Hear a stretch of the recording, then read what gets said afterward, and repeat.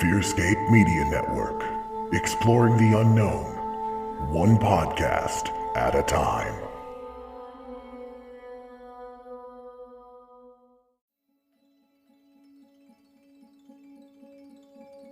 Good evening, dear friends. I am your headmister, Stefan Gearhart.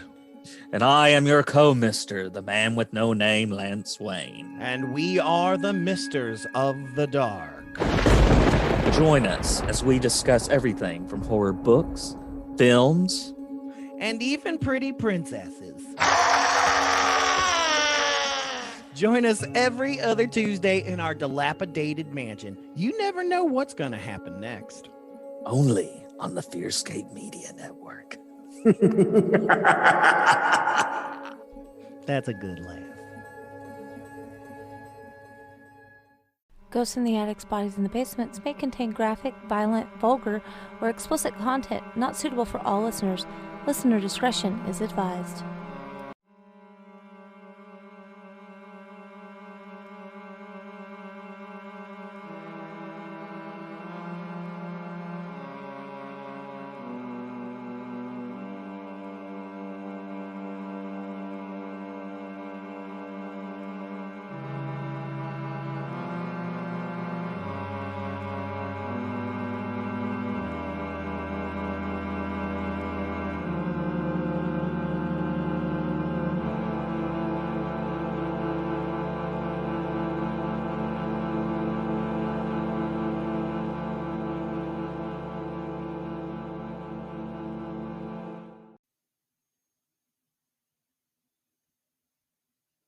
Welcome back to Ghosts in the Attics, Bodies in the Basement. It's Lindsey here.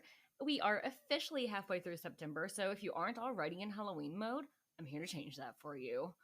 We have 4 episodes, including this one before Halloween, so I decided that we are going to put like all the regular episodes, like Fucked Up and Frightful and Book Club and stuff like that, on the back burner for a bit and start a new mini-series, Halloween Classics.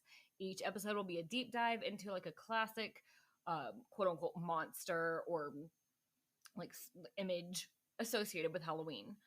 This particular episode will be vampires. And yes, I did cover the vampires of New Orleans in the past, and you can go listen to that. It's the episode called Eileen Wuornos and / Vampires of New Orleans. But this is going to be a little bit different than that, so don't think I'm just getting repetitive here.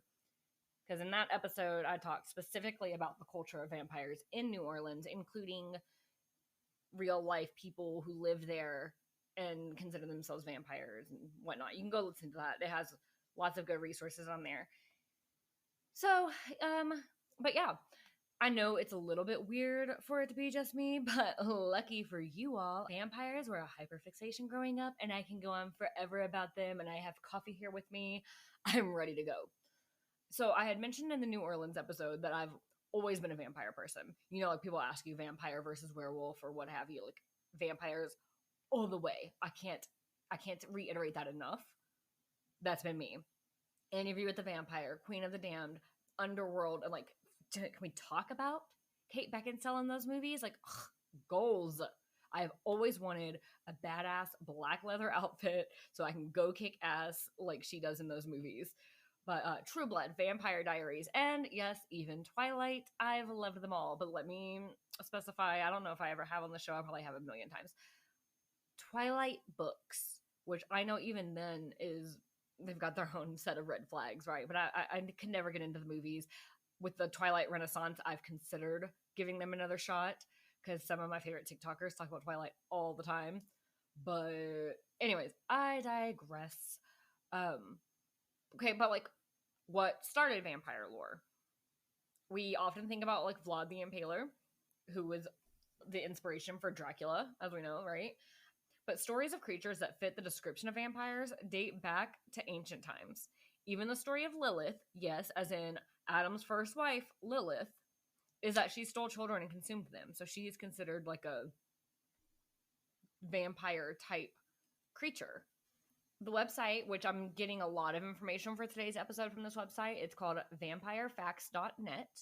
They go into a little bit of like the origins and history of vampires. And so really almost every civilization had at least one creature that fit the description, but the term vampire itself did not come around until the 19th century. Before that, vampiric traits that define modern-day vampires were attributed to a variety of creatures, such as ghosts, evil spirits, ghouls, demons, the devil, and even deities.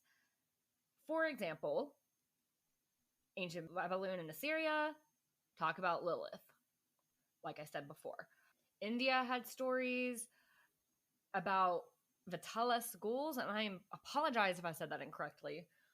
They lived in corpses of dead people and animated them. So kind of a little bit zombie-like, but also vampire-like. A lot of it really overlaps, I feel.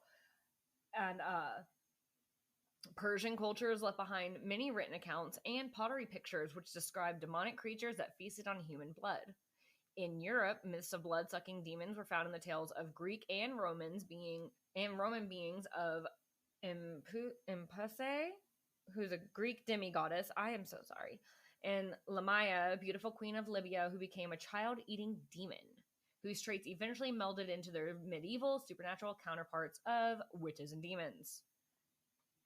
And then during the troubling times of European Middle Ages, diseases, plagues, wars, famines, and other disasters gave birth to the wide variety of folklore tales and dangerous mystical creatures that feasted on humans. We've talked about that before, especially like I think in the Irish folklore episode, which is our very first episode. You know, we get into a lot of times these creatures, such as, in referring to that episode, changelings, is just an explanation for something else going on. And so there was a bunch of things going on, like plagues and wars and famines and stuff, and vampires are one of many things that came out of that to create an explanation for something that just simply did not make sense, especially back then when science was not what it is today. So yeah, that gets us a little bit into the background of vampires. It goes way farther back than just Dracula, right? And I definitely recommend you guys look into these sources because it goes into a lot more in depth than I can in here, because I have a lot of things I want to cover on this episode and I don't want to just read this entire website. Definitely go check that out. But regardless of the history, we all have this certain idea of vampires because of literature and pop culture, right? But if you think about all the movies that I listed before, movies, TV shows, books, whatever, like True Blood, Anne Rice vampires versus Stephanie Meyer's versus I lost the author's name of True Blood, but you get what I'm saying. Like they're all different. For example, as we all know with Twilight, their skin sparkles and they don't have fangs. Their teeth are just really like razor sharp and covered in venom. But it's not only in literature and movies that it's like that. There's actually multiple types of vampires. And it's not just, well, do they sparkle or are they terrifying, rotting creatures or like Nosferatu or something? And I swear, I got the idea for this episode, other than me loving vampire stuff, vampire stories. I had originally found a TikTok that did a great explanation about the different types of vampires, and I wanted so badly to shout them out and talk about that on here and put like the link in the show notes and all of that. I knew a lot of them, but I didn't know all of them, and it was just a really great breakdown, but I, for the life of me, cannot find it. I cannot remember who posted it. I thought I knew who it was. I checked a couple different accounts, and none of them were it. So my apologies that is lost to the great abyss, but shout out to whoever you are out there, because you inspired me to do this episode. And so instead, I will be getting into the different types of vampires as stated on vampirefacts.net. So first we have the sanguine vampires, which is the blood drinking, like this, what we always think of, right? And it says they must regularly drink fresh human or animal blood to sustain their undead existence. They cannot be satisfied with blood from a dead animal, and by some beliefs can be harmed if the blood is infused with the strong force of religion, love, or if human consumed large quantities of garlic before the vampire got to him, which I'll get into the garlic stuff later. This type of vampire is the most commonly known, and they can be found in cultures and myths all around the world, from ancient Babylon and Greece to Asia and back to Balkans, where the modern myth of blood-sucking vampires originated. According to many myths, one single feeding of blood can provide a vampire with sustenance for 2 weeks. Now I kind of want to go back and reread and rewatch all the vampire things and see if they ever mention 2 weeks. Moving on. Psi vampires. That's PSI, so I'm assuming psi. But moving on. This type of vampires does not physically harm their victims or willing donors, but they extract life force, which enables them to continue living. This psionic ability can work both with single victims and by extracting the life force from crowds of people. Most often, victims cannot notice that the vampire is feeding on them, and effects of such feeding can be short and long-term fatigue, but they very rarely lead to death. On a similar note, we go into, this is emphatic vampire. I think it may mean empathic, just based off the descriptions. So I'm going to say empathic. My apologies if it is emphatic. Somebody can correct me. But the empathic or elemental vampire is a type of vampire that can feed from the emotion of people around them. Most often positive energies such as happiness and love, but also from negative energies such as anger and fear. Vampires that feed from such dark emotions are often responsible for causing them, such as by scaring the victim, but the rest of the empathic vampires simply feed from the currently present emotions that are present around them. Elemental vampires are very similar, but they feed off of like natural elements like wind and lightning. Just a side note, because I feel psi and empathic would go hand in hand, kind of.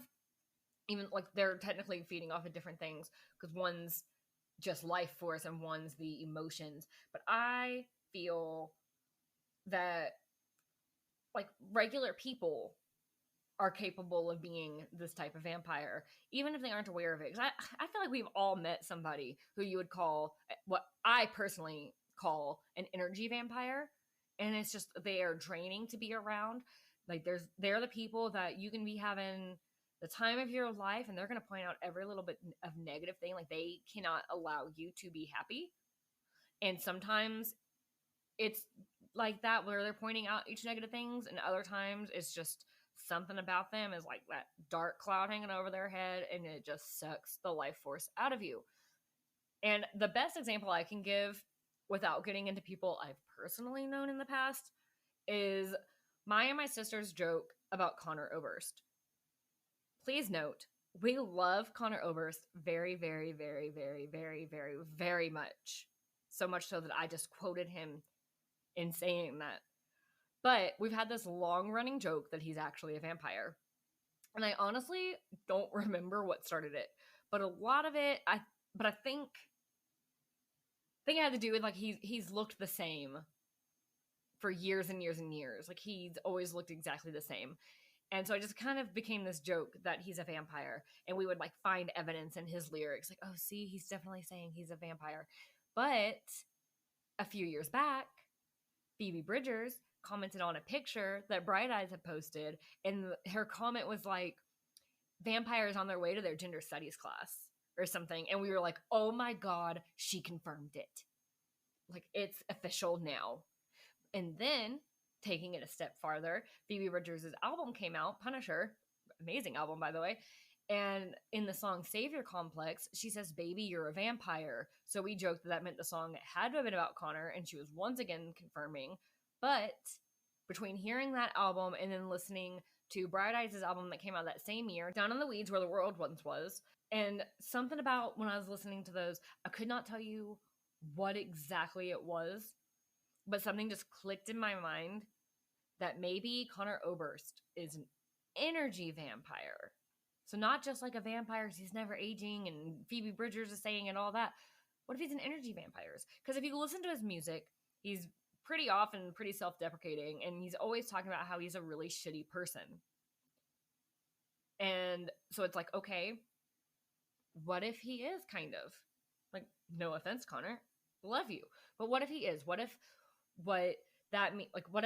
all of the times of him saying that, and then Phoebe Bridgers' songs that you can kind of like read them between the lines and assume it could possibly be about him. I don't know who her songs are about. This is all just speculation on my part. I think it really makes sense there. But I don't know, maybe it's just me. Y'all can let me know if you have the same beliefs about Conor Oberst. But just a disclaimer, this is not an accusation or any statement of fact. It is just my interpretation on a musician I love mixed with an inside joke with my sisters. So if Conor, if you ever somehow listen to this show, please know that this all comes from a place of love. But anyways, more types of vampires. There are also sexual vampires, which is like when you get into the succubus and incubus, which I did not know. Just a side note, speaking of music, when I was younger, I did not know what an incubus was. I just knew the band Incubus. And so when I found out what that was, I was like, oh my God. But that's neither here nor there. Nobody cares about that. But anyway, sexual vampires sustain their lives by absorbing the sexual life force from energies of their willing partners, especially during a moment of orgasm. They do their feeding either physically or by consuming bodily fluids. And the most famous mythical example, like I said, is the succubus, which is female, or the incubus, which is male. Then there are soul vampires, and they feed off of the soul energy of their victim, usually shortening their lifespan visibly, or sometimes killing them from excessive feeding. And I personally cannot think of a single example of that, like pop culture wise. I'm just trying to think, and I can't think of anything that's like that. There is genetic vampires that are scientifically created, or children of vampires and man. So like half and half, but then so it'll possess some of the powers, but not all, which I think the word for that is a dampier. I'm not sure if I'm saying that right, but that's when they're like half. Moving on. The insane Machiavellian vampires, I'm not sure if I pronounced that correctly, are willful and sometimes unwanted conversions of humans into vampires, and it induces a mental illness and creates insane vampires that cannot be easily controlled. There's disfigured vampires, such as Nosferatu, that have prolonged life as a vampire or a bad case of conversion into undead life, and it causes disfiguration and rotting of the flesh. And then just literary and movie vampires that are made up with their own set of rules, like the Twilight vampires, for example. And they're just make-believe. But I guess you could argue that they are all make-believe. But anyways, those are the different types of vampires. I am very interested to know if there's more. But like I said before, I feel like some of these types of vampires can just be regular people who do certain things. Like the energy vampires. But regardless of the vampire types, there's obviously a lot of myths that surround them.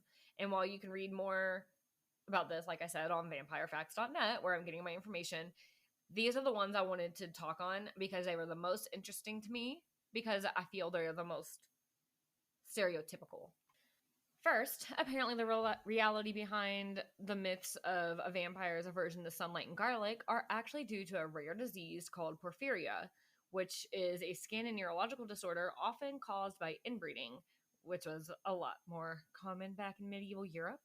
And it could cause skin blisters, pigment changes, inability for the skin to heal, deterioration of the lips and nose, and extreme photosensitivity, so hence the aversion to sunlight, receding gums and lips, and irregular hair growth, which could have led to lycanthropy myths, lycanthropy? Werewolf myths, but that would be for a werewolf episode, so we'll move on. And garlic comes into play because apparently garlic contains chemicals that can exacerbate the symptoms of porphyria. So even the idea that vampires can't see themselves in a mirror, pointing back to potentially to porphyria, because a lot of times people who are dealing with this disease avoided looking in the mirrors because of how ghastly they looked.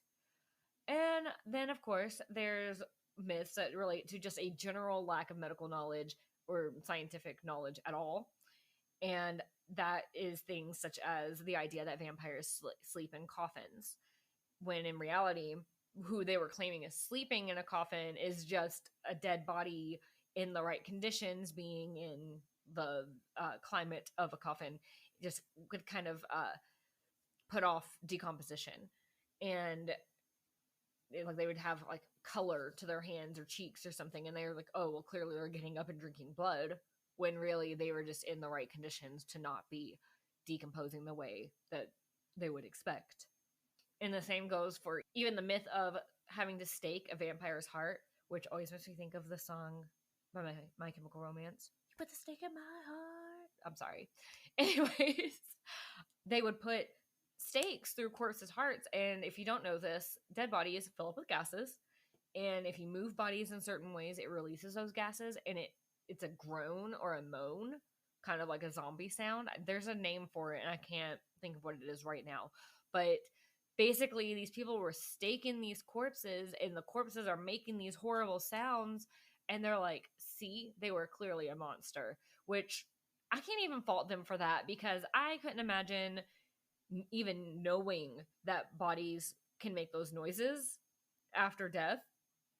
I couldn't imagine not knowing that and it happening. That would just be so terrifying. So I could absolutely see why they would think it was a vampire or a zombie or some other undead. Ugh. And then, of course, other myths pertain to religion and the church, because of course they do. They always do, right? And it all boils down to mostly that they saw vampires as being unholy, doing unholy things to get their energy, like drinking blood. And in the original myth of Dracula, he was cursed by God for twisting his faith and slaughtering thousands in God's name. Therefore, you can use God against him. And so, like, things like crosses and other religious icons are weaknesses to these vampires. One myth that I don't see listed on this particular website, but I just know from my own knowledge, is that vampires must be invited inside. And in fact, one of my favorite TikTokers, Piper CJ, she's a folklorist. I think we've mentioned her on here before, probably have, but she has a pinned video on her profile talking about protecting yourself from vampires, and her tip is literally like, what does your welcome mat say? Does your welcome mat say welcome, come on in, anything like that? Because vampires and other folklore creatures have a lot of rules a lot of times, but they also have loopholes to those rules, right? And so if your welcome mat says welcome, come on in, whatever, it's inviting them. Like, they could claim, oh, well, you said come on in, so I came on in. I also think burglars use that sometimes. So just all around, maybe don't have a welcome mat. I was actually, when I was walking my dog earlier today, I saw somebody have one of those wooden signs, like where it's like a plank of wood, and it usually says like welcome or hello or whatever. I saw one that said go away, and I want that. Anyways, but this whole idea of the vampires needing to be invited in, and the loophole of like, oh, well, clearly I was invited in because of this welcome mat or whatever, it makes me think of a true crime story that has stuck with me for years, ever since the very first time I heard about it, which was probably on My Favorite Murder. Like, it terrifies me to this day, and I always bring it up whenever because our front door locks on a timer, and if I ever like automatically lock it before the timer can do it, my husband's always like, why are you in such a rush to lock the door? Like, I was walking out and coming right back in or whatever. And I'm like, because of this guy. And that guy is the vampire of Sacramento. The vampire of Sacramento was actually named Richard Chase, and he killed 6 people over the course of a month at the end of 1977 and the start of 1978. He was given the name the Vampire of Sacramento because he would drink his victims' blood and cannibalize their remains. Side note, though, before I go more into this horrible, horrific story, we gotta stop giving killers cool names. They don't deserve the notoriety. I digress. So Richard Chase had a childhood that showed a lot of the warning signs for psychopathy, such as harming small animals, things like that. And he was also extremely fixated on blood. At one point, he injected rabbit's blood into his veins, and so he was involuntarily institutionalized, and the doctors and nurses there nicknamed him Dracula, which, like, kind of rude, but he was so fixated on blood, that's why they did that. While he was institutionalized, he managed to break the necks of 2 birds that he caught through the window and drink their blood, and he would also steal syringes and draw blood from the therapy dogs to consume. He was ultimately diagnosed with paranoid schizophrenia, and eventually, after he was on the proper medications and stuff like that, he was deemed no longer a threat to society and was released in the custody or in the care of his mother in 1976. His mother weaned him off of his medication, which we all know sometimes people need medication. There is nothing wrong if you need medication. People dealing with paranoid schizophrenia usually require medication. And so at the end of 1977, he started his murder spree. And just a warning before we get into this, if you are unfamiliar with this case, it does get pretty graphic. It starts out, I mean, it's all death is awful, right? Like all murder is awful. But just a warning as we get into these deaths. So his first known victim was Ambrose Griffin, who was a 51-year-old engineer and the father of two. He was killed via drive-by shooting on December 29th, 1977. 2 weeks later, Richard Chase attempted to enter a woman's home, but ultimately left because her door was locked. He later told police that he took that as a sign that he was unwelcome. But if the door was unlocked, it meant he was welcome. And that right there is why that has always haunted me. Lock your damn doors, y'all.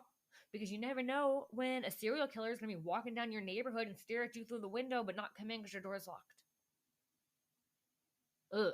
Gives me chills. I hate it. So then on January 23rd, 1978, Chase broke into a house and shot Teresa Wallen, who was 3 months pregnant at the time. He then had sexual intercourse with her corpse while stabbing her with a butcher's knife. He then removed multiple organs, cut off one of her nipples, and drank her blood. He stuffed dog feces from the yard down her throat before leaving. That is just incredibly awful. On January 27th, Chase entered the home of 38-year-old Evelyn Miroth. He encountered her friend, Danny Meredith, whom he shot with his .22 handgun. He then fatally shot Miroth, her 6-year-old son, Jason, and her 22-month-old nephew, David Ferreira, before mutilating Miroth and engaging in necrophilia and cannibalism with her corpse. A visitor's knock on the door startled Chase, who then fled to Meredith's car, taking Ferreira's body with him. The visitor alerted a neighbor who called the police, and they discovered that Chase had left complete handprints and shoe prints in Miroth's blood. Chase was arrested shortly afterwards, and police who searched Chase's apartment found that the walls, floor, ceiling, refrigerator, and all of Chase's eating and drinking utensils were soaked in blood. In 1979, Chase went to trial for 6 counts of murder. His defense tried to get the charges lowered to second-degree murder due to his mental illnesses, but ultimately he was found guilty for 6 counts of first-degree murder and was sentenced to death. He ultimately committed suicide in his cell in 1980. And that, it all happened so fast. And so, like, when you hear, like, oh, he only killed 6 people or something like that, like, it doesn't sound that big, but, like, it was so awful. And it's also awful that it was because he had a mental illness that was treatable and was being treated. And then between whatever the story was with his mom weaning him off his medication, and I had also read that he was heavily on a lot of different hard drugs. Just all of that mixed together is just such a recipe for disaster. And it's tragic that all of these people had to die because of it. Absolutely awful. But moving on, like now to wrap up our vampire episode, I'm going to talk about a vampire that you may have seen in current events. Archaeologists just discovered a skeleton of a female vampire buried with a sickle across her neck and a padlock on her foot in a cemetery in Poland. That was the excavation was in late August. The leader of the excavation, Professor Polinsky, I'm sorry, I can't pronounce that first name and I don't want to butcher it. So Professor Polinsky, the leader of the excavation, said that the items were placed there to prevent her from returning from the dead. And it's quoted, "The sickle was not laid flat, but placed on the neck in such a way that if the deceased had tried to get up, most likely the head would have been cut off or injured." He also explained the padlock, saying it symbolized the closing of a stage and the impossibility of returning. Researchers noted, however, that the woman was also wearing a silk cap woven with silver or gold thread, indicating that she was of high social status. So, quote, "She was neither ritually murdered nor was she one of the convicted in a witchcraft trial. those individuals were treated in a different way, and usually they were thrown into provisional graves. Polinsky told Newsweek, "It is possible that in her lifetime the woman experienced a tragedy and was harmed. On the other hand, her appearance or behavior might have provoked the contemporary residents to be afraid of her, but this may only be proved by more research on the skeleton, and researchers plan to conduct DNA testing on the remains to learn more about the woman." The link to the whole article that I was just reading from is in the show notes. I personally cannot wait to hear more about this woman because, like the professor said, and I'm no expert like this professor is, like, the body was not treated the way most people, like witch trials and stuff like that, are going to be treated. So it's like, what is the story here? What is the story to put a padlock on her foot and a sickle over her throat? I need to know. I need to know more. If anybody has more information about that, send it my way because I want to know. And that, my friends, is the episode on vampires. I felt like this was kind of a deep dive, but I know that there is just so much more to this lore, and I don't know. I could go on forever, but I hope you enjoyed what I brought to you all today, and I look forward to getting to more Halloween classics coming up. But before we leave, there are a couple of things I want to talk about. Of course, the first being that I would like to remind everybody that September is Suicide Awareness Month. As always, if you or a loved one is struggling with thoughts of suicide, please dial 988 to speak with someone at the suicide hotline. 988. It's so simple now. We also have links to the suicide hotline's website where you can get on a chat with them. You deserve a happy life. And I had also mentioned in the last episode that the proceeds from the book that Anna and I wrote called Uncharted Waters, The Aftermath of a Child's Suicide, are to be donated. We don't make any money off of that book at all. We wouldn't want to. But all of the money from that book was actually donated for Jillian's birthday. Between the book and private donations, like outside or whatever, Anna was able to donate $660 to Life Share, who is the organization that worked with Anna's family when Jillian passed, to be able to donate her organs. She was able personally to save 5 lives with her donation, and so it was an honor that the book donations and what everybody else donated was able to go back to an organization that was that great. So yes, that is absolutely amazing. If anybody would like to donate for suicide awareness specifically, I do have a team in my local suicide awareness walk this October. You can reach out to me at gabbpodcast@gmail.com or on any of our socials, and I can give you more information, the donation link, and if you're in the area, you can join the team and walk with us. Like I've said in the past, I am in no way affiliated with them other than being a regular citizen participant. So yeah, that's the episode. On that note, listeners, until next time, stay spooky. Bye. Thank you for listening to Ghosts in the Attics, Bodies in the Basement, a Fearscape Media podcast. Music by Stephen Timperley. Artwork by Laura Ramsey. Find us online at fearscapemedia.com/GABB podcast, or on Instagram, Facebook, and Twitter at GABB podcast, or email us gabbpodcast@gmail.com. Thank you.